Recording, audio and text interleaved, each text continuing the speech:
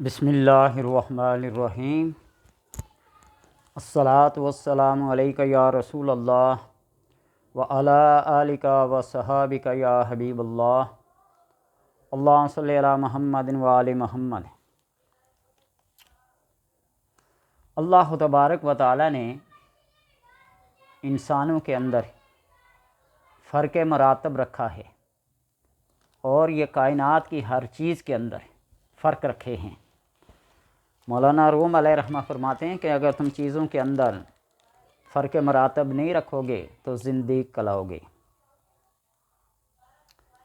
ایک مٹی سے بننے والی اینٹیں، ایک ہی مزدور سے بننے والی، ایک ہی سانچے سے نکلنے والی، کچھ کا مقدر مسجد کی دیواروں اور محراب و منبر میں لگتی ہیں اور کچھ واش روم اور ٹوائلٹ میں لگتی ہیں۔ یہی حال انسانوں کا بھی ہے۔ میرے ایک استاد محترم پیر بھائی مخلص محسن فاروق حسین کاشمیری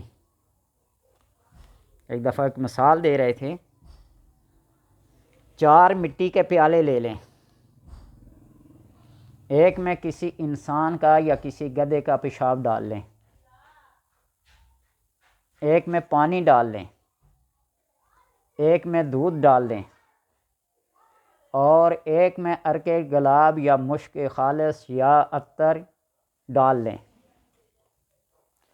ان چاروں کو دھوپ میں رکھ دیں تاکہ وہ پانی، وہ پیشاب، وہ عطر، وہ ساری چیزیں اس کے اندر خشک ہو جائیں، یہاں تک کہ پیالوں کی تمیز ختم ہو جائے کہ اس کے اندر پیشاب کیا تھا، اس کے اندر پانی تھا، اس کے اندر دودھ تھا، اس کے اندر عطر تھا، کیا تھا۔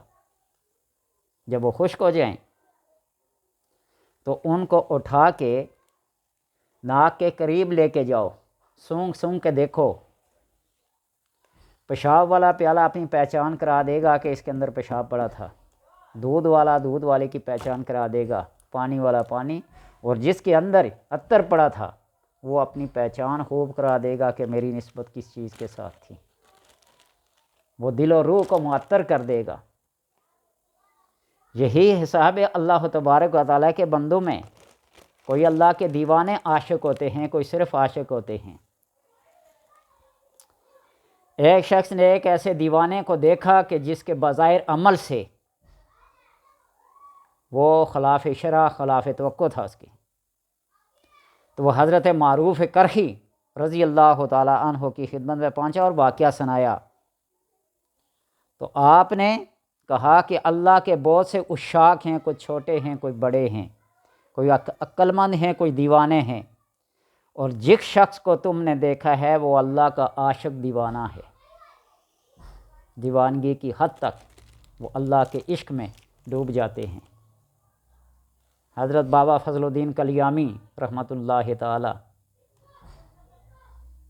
زندہ ایک مثال ہیں۔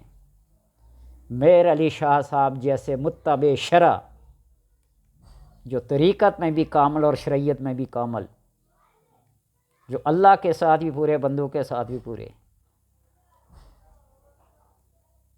کوئی جب نماز جنازہ نہیں پڑھ رہا تھا تو حضرت میر علی شاہ صاحب رحمۃ اللہ تعالیٰ نے ان کی نماز جنازہ پڑھائی۔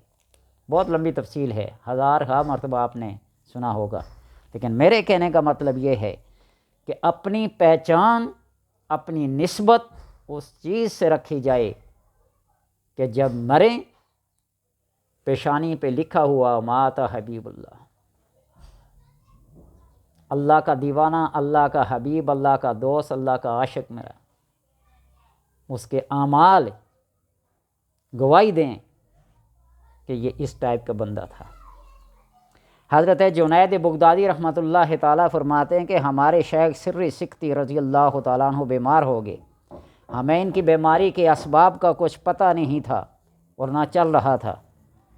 کسی نے ہمیں ایک حاذق حکیم کا پتہ دیا۔ ہم ایک قارورہ اس شیشے کی بوتل کو کہتے ہیں جس میں مریض کا پیشاب ڈال کر حکیم کو یا کسی لیبارٹری میں چیک کروایا جاتا ہے، وہ قارورہ حکیم کے پاس لے گئے۔ وہ حکیم کچھ دیر توجہ سے اسے دیکھتا رہا، پھر بولا یہ کسی عاشق کا قارورہ نظر آتا ہے، یہ سنتے ہی میں بے ہوش ہو گیا، حضرت جنید فرماتے ہیں، اور بوتل میرے ہاتھ سے گر گئی۔ جب میں نے سر سکتی رحمۃ اللہ تعالیٰ کو واپس آ کر یہ واقعہ سنایا تو انہوں نے تبسم فرمایا اور فرمایا اے اللہ تو خوب جانتا ہے۔ سمجھے اس نے یہ کیسے معلوم کر لیا؟ میں نے پوچھا کیا محبت کے اثرات پیشاب میں بھی ہوتے ہیں؟ ظاہر ہوتا آپ نے فرمایا ہاں، جو مثال میں نے دے دی نا کہ ہر چیز اپنی تاثیر بتائے گی۔ گلاب کا پھول کیچڑ میں گر جائے، خوشبو کا کوئی قطرہ کیچڑ میں گر جائے تو وہ اپنے اندر اس خوشبو کو سمیٹ لیتا ہے۔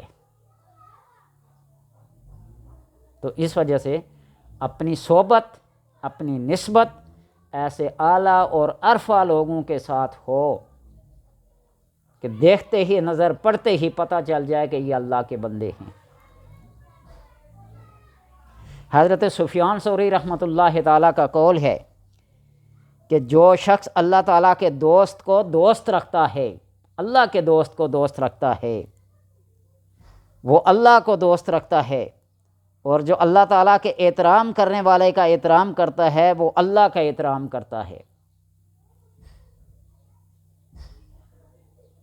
گفتائے او گفتائے اللہ بود، گرچہ حلقوم عبد بود۔ ایسے عاشق کی گفتگو جب ہوتی ہے تو وہ گفتگو بندے کی نہیں ہوتی، وہ اللہ کی گفتگو ہوتی ہے۔ اگرچہ وہ گلا جو ہوتا ہے انسان کا ہوتا ہے، لیکن وہ جو گفتگو ہوتی ہے وہ اللہ کی معرفت کی باتیں ہیں۔ تو اس لیے کہ ایسے دیوانے، ایسے عاشق لوگ، منصور نے کہا تھا نا انا الحق، کیا کیا تکلیفیں نہیں اٹھائی تھیں۔